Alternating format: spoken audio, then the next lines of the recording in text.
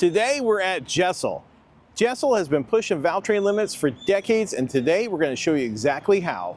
These are 81 rockers. Yeah, early 80s. First generation Jesel rocker. Probably started late 70s, to be honest with you, but that was probably some of the first commercially available stuff. What do you think got Danny into making rockers? I mean, he had to see a need for it. Yep. Yeah, racing. Him and his brother raced. You know, they were having a lot of valvetrain problems, so he was looking for a way to solve that problem. That's how he came up with the shaft rocker. I see a lot of problems too. I don't go out and make my own retainers and all other stuff, you know? Yeah, and absolutely. Springs. So it really takes a lot. It takes a Jersey boy to figure out that he doesn't want to deal with anybody else's BS. And he's going to make his own stuff. And then he's going to be so innovative and so worldly. You know, like he revolutionized what is the standard of today, which is pretty wild. Yeah, and we're still holding that standard to this day. In our milling department, we make all of our belt drive covers, all of our brackets, all of our steel rockers, aluminum rockers. They get finished on these two machines here, all of our rocker stands, and then down towards the end, we have our Swiss mills where we make all of our adjusters, all of our press and cups, all of our push rod tips, pretty much anything, you know, roundy bit, we do it down there. Small, you know, small diameter. Twin spindle that we have. The beauty of these machines is the right spindle has compensation. So when you teach tools, every time you probe them, the spindle can compensate so that they're perfectly aligned, right? So that, you know, within 1/10 of each other. What is this, 3D printed? Yeah, it just helps keep the chips out of the screw, you know? Yeah. Easier to clean, easier to maintain. I operate this twin here, twin spindle, the Doosan. I'm making these Pilot Noonan rockers that come from a 2" by 2" block and by 4.1 inches cut. This specific job takes about 10 minutes per rocker on both sides, pallet B and pallet A.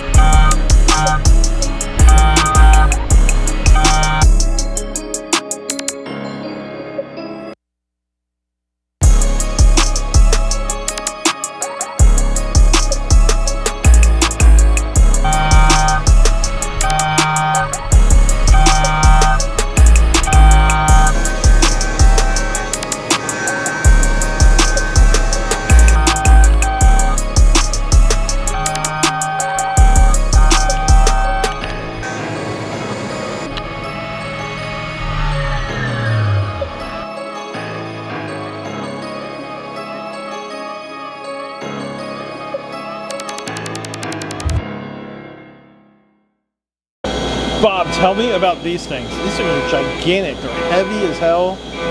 So I guess this turns into this. Yeah, this is the bottom side, 2 operations. They're in there doing the bottoms first, then it gets flipped over, they do the top side.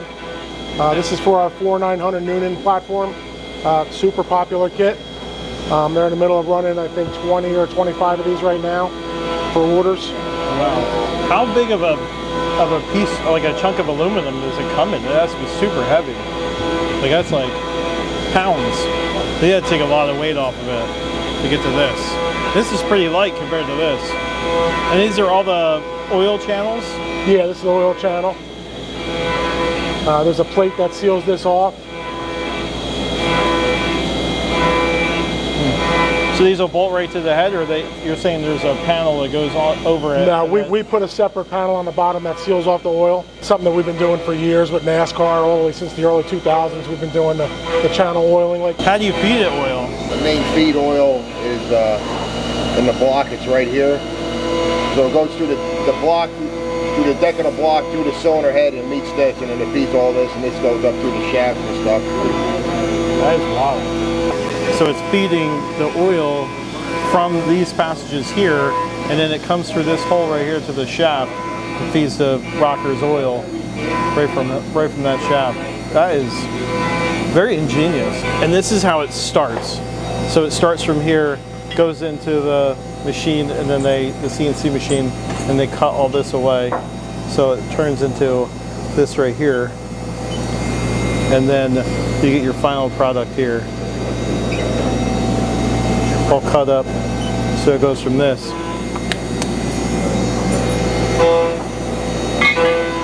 to that, obviously laid down. So they got this plate here, and this plate, that's what guys were talking about. The plate goes over this. So here's the oil galley, and you put this plate on it. Now it feeds this hole right here through the block, and then once it goes through there, it comes slowly through here, and it goes through the top here. Now it's going to go through the rocker. a technique that we've been using since the early 2000s, back when we used to do a lot of work with NASCAR teams. It's a different way to oil through the stand rather than gun drilling.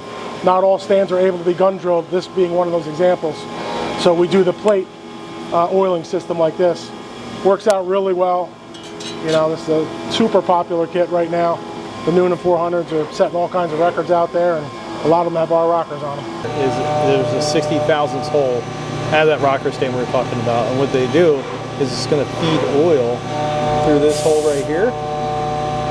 Sorry guys, hard to show, but it's going to basically, it's putting a hole through it right there, another 60 thousandths hole through this side here, so it feeds the shaft oil.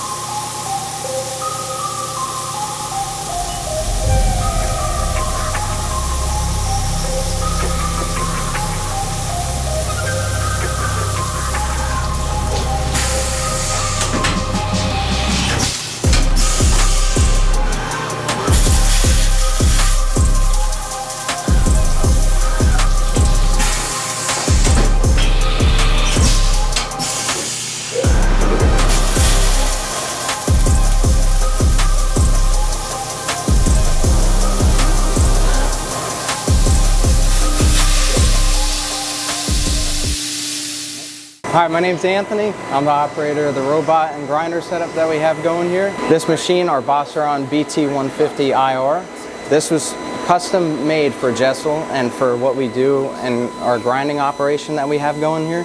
So this is a one-of-a-kind thing that you'll see only at Jesel. We grind all of our lifter and rocker rollers. This is one of our lifter rollers. This one's not ground yet, just because, just waiting to get loaded in. This is all of our finished parts that got ground already. I'm grinding these. I'm only taking about, I want to say, 10 thousandths out of the ID from an unground part to a finished part. Over here is the whole robot enclosure. So we have 5 trays set up in the enclosure here that holds up to about 250 parts. So it's 50 parts per tray. And so the robot will automatically, throughout the whole entire day, I come in, I set it up, I press cycle start, and it pretty much grinds all day. And you can see now it's loading in another part, and it's taking out the part that just got finished grinding. So now the robot is going to come out to this air gauge right here, and it's going to measure that part. And it is it repeats up to millions. It's so consistent, and it'll go, like Bob said earlier, it'll go overnight. We could run it 24 hours a day. I could run it up to 4 days straight if I wanted to. So that, it just measured the part. Now it's going to take a picture of the next part that it's going to load in the machine. And then it's going to do a pre-measure. We always want to make sure we have the correct size going in the machine, because it would be bad if it wasn't. So this is just a safety check, just to make sure that it's the correct part that's going to be loaded in. Over here, I have on the screen here that shows all my last parts that were measured, the last 40. And you can see that I have my auto correction and everything, and all my different tolerances of my pre-measure and my post-measure. So there's no way that we're going to make any scrap parts, because it's so good, so consistent. Over here is the actual grinder side of things. So this is where the robot's going to be loading and unloading parts at. And there's our 3-jaw chuck with our our roller jaws. And that grinding wheel right there, that is spinning at 60,000 RPM. And that's the operating RPM that it goes at. So it's going to swap out to an unground part. Bang, there we go. Now the robot's going to come out, that side door is going to shut, and it's going to initiate the next grind cycle. And each grinding cycle takes about 1 minute and 40 seconds per part, at least with these rollers.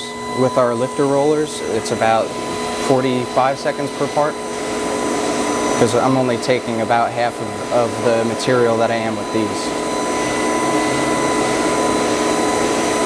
So this is what this machine does all day long, from morning till night, and sometimes overnight it'll completely just go all automated. The only thing I have to do is just load in unground parts once all 5 trays are all finished. And then I send these over to our OD grinder, which grinds the outside of the roller after I'm complete over here.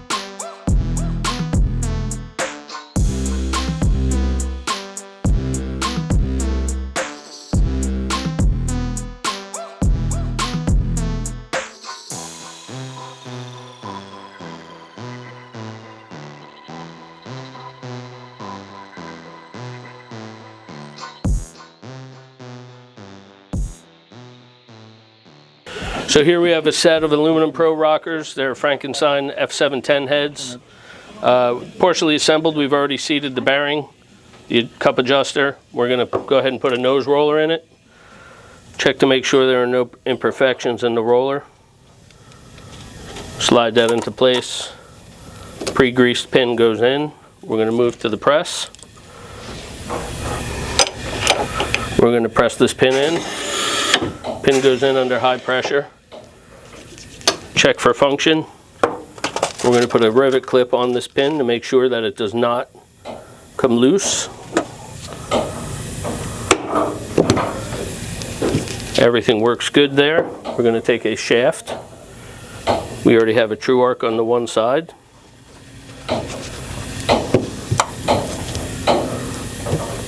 We're going to seat a true arc on the other side of the shaft here. Make sure that everything's settled. Check for side-to-side clearance. Smooth operation. And we repeat the process from there. Really excited to see some Coyote rockers going together. Now I've done a couple videos on these, you guys can check them out, but these are just absolutely beautiful pieces, and hopefully we'll see a lot more of this in the market. Guys, that was freaking crazy. I cannot believe Jesel let us in like that. I sure hope you enjoyed it. Be sure to like, subscribe, comment below. I'd love to hear from you. Toodles.